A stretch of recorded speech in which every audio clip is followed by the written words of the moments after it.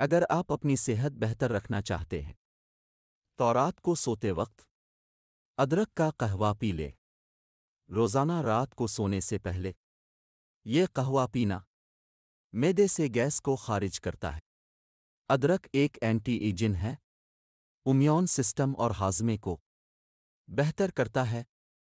ادرک کا قہوہ خون کو پتلا کرتا ہے، جو کہ دل کے امراض کے لیے بہت مفید ہے۔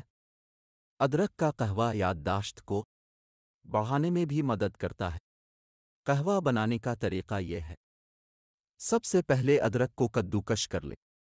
یہ مواد تقریباً 2 چمچ ہونا چاہیے۔ اس کے بعد دیگچی میں تقریباً 6 کپ پانی ڈالیں اور ابالیں۔ اس کے بعد باریک کی گئی ادرک ابلے ہوئے پانی میں ڈال کر اتنی دیر پکائیں کہ پانی صرف 3 کپ رہ جائے۔ میٹھا کرنے کے لیے گڑ یا شہد استعمال کر سکتے ہیں۔ ادرک جب پانی میں ڈالیں تو ساتھ میں ایک بندے کے حساب سے 2 لونگ بھی ڈال دیں۔ لیجئے ادرک کا قہوہ تیار ہے۔ بہتر ہے کہ قہوہ پینے سے پہلے لونگ بھی چبا لیں اور ادرک بھی چبا کر کھا لیں۔ یہ سونے پر سہاگا ہو جائے گا۔ اگر آپ کو یہ ویڈیو